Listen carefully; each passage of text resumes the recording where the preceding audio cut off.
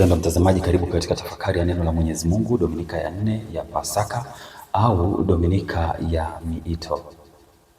Mwaka 1978 watu takriban 900 walikufa kwa kunywa sumu kutokana na uongozi wa mchungaji Jim Jones aliyekuwa Marekani. Alizaliwa mwaka 1931 na mwaka 1978 akafa kwa kujipiga risasi au kwa kupigwa risasi na walinzi wake au na watu wengine. Haijulikani bayana kilichomuua huyu mhubiri.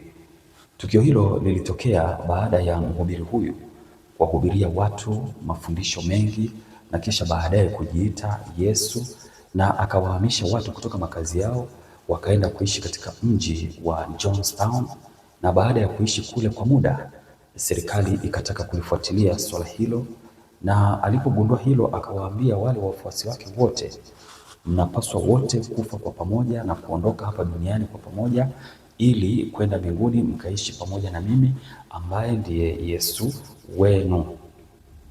Basi waliokuwa walinzi wake waliokuwa wamebeba bunduki pamoja na risasi wakaanza kuwapa watoto wadogo sumu, wakafa pale pale. Wazazi walipoona vile, wengi wao wakataka kukimbia, lakini wale askari ambao walikuwa na walinzi wake wakawalazimisha na wao kunywa sumu, na hatimaye watu takriban 900 wote wakafa kwa kunyweshwa sumu. Na baada ya muda naye mchungaji akafa. Yeye hakunyweshwa sumu wala hakunywa sumu, bali inaonekana pengine alijipiga risasi au alipigwa risasi na walinzi wake naye akafa. Wapumzike kwa amani. Katika Dominika ya leo, masomo yanatoleka tutambue kwamba Yesu ndiye mchungaji mwema. Yesu ndiye pekee ambaye wachungaji wote ambao ni wa kweli wanapaswa kumkiri na wanapaswa kufundisha yale ambayo anayataka Yesu. Yesu aliye mchungaji mwema anatupa sisi sote uhai, kwa sababu amekuja ili binadamu wote wawe na uhai, tena wawe nao tele. Injili ya Yohane sura ya 10 aya 11. Injili ya leo inatoka katika Injili ya Yohane sura ya 10 aya ya kwanza hadi ya 11. Katika Injili ya leo Yesu anatueleza kwamba yeye ni mlango wa kuingia katika zizi. Yeye ndiye mlango wa kuingia mbinguni. Yeye anawafahamu kondoo wake kwa majina na anaweza kawaita kwa majina, na wao walio wake wanamfuata. Wale ambao sio wake ni wanyang'anyi na hawamfuati yeye, bali wanamfuata mwingine ambaye haendani na mafundisho yake. Somo la kwanza linatoka katika kitabu cha Matendo ya Mitume.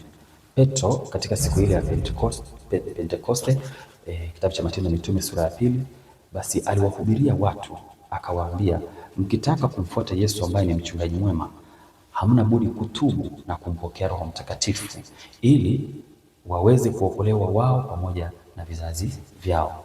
Ishara hii ya kufanya toba na kumpokea Roho Mtakatifu ni kukubali kubatizwa na kuziishi ahadi za ubatizo. Somo la pili linatoka katika waraka wa kwanza wa Mtume Petro kwa watu wote. Petro anawaalika wale wote ambao wamekuwa wafuasi, yaani wamekubali kubatizwa, kwamba katika kumfuata Kristo kuna mateso, kwa sababu naye Kristo aliteseka ili aweze kumkomboa mwanadamu. Kwa hiyo anawaalika wasikate tamaa, wavumilie changamoto na mateso mbalimbali watakayokutana nayo kwa sababu ya kuukiri ukweli, na ukweli huo ni Yesu mwenyewe. Kwa sababu Injili ya Yohane sura ya 8 aya 32 neno la Mungu linatuambia, mkiujua ukweli, ukweli utawaweka huru. Basi anawaalika katika uhuru kabisa wazikubali changamoto mbalimbali ambazo watakutana nazo katika kumfuata Kristo. Katika Dominika ya leo, walau mambo mawili makubwa ya kujifunza. Jambo la kwanza, tukubali kuingia katika zizi la Yesu ili tuweze kuongozwa naye. Kukubali kuingia katika zizi la Yesu maana yake ni kukubali kuingia mbinguni. Na kukubali kuingia mbinguni ni kujitafutia uhai. Na mbinguni tunaanza kuiishi tukiwa hapa duniani. Tunaingia mbinguni kama wafuasi wa Kristo walivyokubali kuingia mbinguni na wakaanza kufurahia furaha ya mbinguni wakiwa bado hapa duniani. Mtume Petro aliweza kumponya kiwete ambaye alikuwa katika hali hiyo kwa muda mrefu. Rejea katika kitabu cha Matendo ya Mitume sura ya 4. Huyu alikubali kuingia katika zizi la Yesu. Mtume Yohane aliweza kufunuliwa mambo ya mbinguni na akayaandika katika Injili ya Yohane pamoja na kitabu cha ufunuo, akaonyeshwa mambo ya mbinguni akiwa bado hapa duniani. Kumbe tunapokubali kuingia katika zizi la Yesu, tunaanza kuishi mbingu tukiwa hapa duniani. Maria Magdalena alikuwa anapitia mateso mengi, tunaambiwa alikuwa na mapepo takriban 7 katika Injili ya Luka sura ya 8, lakini alipomkubali Yesu, mapepo yale yaliondolewa, akaanza kuwa na uhai ulio tele. Kumbe tunaweza tukaishi maisha ya kimbingu tukiwa bado hapa duniani. Yule mwizi pale msalabani alipomkiri Yesu, Yesu alimsamehe dhambi zake na Yesu akamwahidia paradiso. Kumbe alikaa hapa duniani kama mtakatifu kwa muda mfupi, na baadaye akajiunga na Yesu katika zizi lake ambalo ni maisha ya mbinguni. Lakini kuna watu kadha wa kadha ambao walimkataa Yesu na hivyo wakaukataa uhai. Wa kwanza, Yuda Iskarioti. Huyu alimkataa Yesu, akaingia katika zizi la Shetani na matokeo yake akajinyonga na akafa. Anania na Safira, tunasoma katika kitabu cha Matendo ya Mitume sura ya 5. Hawa nao pia walikataa kumpokea Yesu, wakakataa kupokea mafundisho ya mitume, wakawa waongo. Wao nao wakafa kwa sababu ya uongo. Na yule Simoni mchawi naye alimkataa Yesu na hatimaye akafa. Anayekataa kuingia katika zizi la Yesu anajitafutia kifo. Anayeenda kinyume na amri za Mwenyezi Mungu hakika anajitafutia kifo, kwa sababu atakataliwa kwanza na Mwenyezi Mungu, lakini atakataliwa na watu na ataikataa pia nafsi yake, na hatimaye atajiua kama akina Yuda Iskarioti, au atauawa na watu wengine kama vile huyu mhubiri Jim Jones alivyo waua wale wafuasi wake. Hilo ni jambo la kwanza, tukubali kuingia katika zizi la Yesu kwa kuisikia sauti yake. Jambo la pili, ni njia zipi ambazo zitatufanya tuingie katika zizi la Yesu kwa mujibu wa masomo ya leo? Basi kuna mambo walau matatu makubwa ambayo tukiyafanya tutaingia katika zizi la Yesu, au tutaanza kuishi maisha ya kimbingu tukiwa bado hapa duniani. Jambo la kwanza ni kufanya toba. Somo la kwanza, Mtume Petro anawaambia wafuasi na wale wengine wote waliokuwepo katika siku ile ya Pentekoste watubu na wakubali kuongozwa na Roho Mtakatifu. Kumbe tukipokea sakramenti ya kitubio mara kwa mara, basi tunakuwa miongoni mwa zizi la Yesu. Kuipokea sakramenti ya kitubio ni kujichunguza na kuona kwamba katika ubatizo wetu pale tulipobatizwa tulimkataa Shetani pamoja na mambo yake yote. Kwa mtu anapotubu anaendelea kumkataa Shetani, na anapoendelea kumkataa Shetani basi anakuwa ni mmojawapo wa wafuasi wa Kristo na yupo ndani ya zizi la Yesu. Jambo la pili ni kuvumilia mateso na changamoto za hapa duniani. Maisha ya mwanadamu yana sehemu mbili, kuna sehemu ya furaha na sehemu ambayo ni ya mateso. Hata Musa mwenyewe katika muda wake alioishi, Zaburi ya 91, basi Musa alitafakari akaona ufupi wa maisha haya, akasema mwanadamu ni nini hata umkumbuke? Yeye ni kiumbe kidogo sana, ni kama jani tu, na hata muda wake wa kuishi hapa duniani ni mfupi sana, miaka 70 au 80 kwa wale wenye nguvu. Yeye aliona kabisa maisha ya mwanadamu yana sehemu ndogo sana ya furaha, sehemu kubwa ni mateso.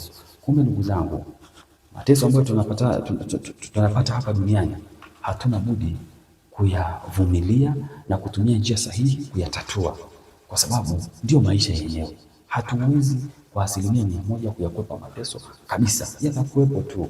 Mengine yanakuwa ni mawazo yetu, mengine ni yale ya kimwili moja kwa moja, na pengine ni dhuluma mbalimbali. Kwa sababu ya kuwa waaminifu, kuwa wa kweli, basi tuendelee kumtegemea Mwenyezi Mungu, tusikate tamaa. Jambo la tatu na la mwisho, tuwafuate wachungaji wanaotuhubiria kuhusu Kristo na wanajiaminisha kwa Kristo na sio kujikweza sana.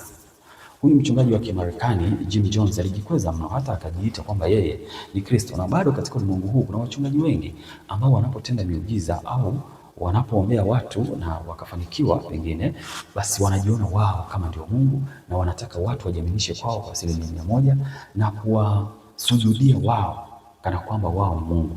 Hilo ni tendo baya.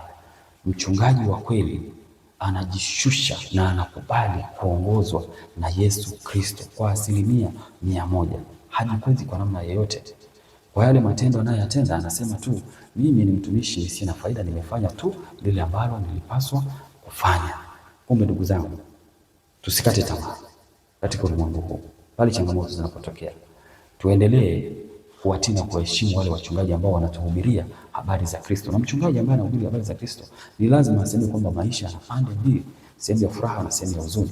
Kama mchungaji anasisitiza tu furaha furaha furaha furaha, kwamba mwanadamu hajaumbwa kupitia mateso au kuteseka, basi mchungaji huyo sio wa kweli. Ukirejea kitabu cha nabii Yeremia sura 23 kuanzia aya 9 hadi ya 18, basi utaona wameshakuwepo manabii wa uongo ambao wanawahubiria watu tu mafanikio mafanikio mafanikio, hawahubiri sehemu yote kuhusu mateso. Hao ni mojawapo ya manabii wa uongo. Leo pia ni Dominika ya Mito. Tuwaombee maaskofu, mapadre, watawa na wale wote ambao wanamtumikia Mwenyezi Mungu katika maisha ya wakfu, ili waweze kujishusha na kuwa kama Kristo mwenyewe aliyenyenyekeza akawa mtii, na hata mauti ya msalaba. Waraka wa Mtume Paulo kwa Filipi sura ya 2 aya ya 1 hadi ya 11. Nakutakia Dominika njema na baraka yake Mungu Mwenyezi, Baba na Mwana na Roho Mtakatifu ikushukie na kukaa nawe daima.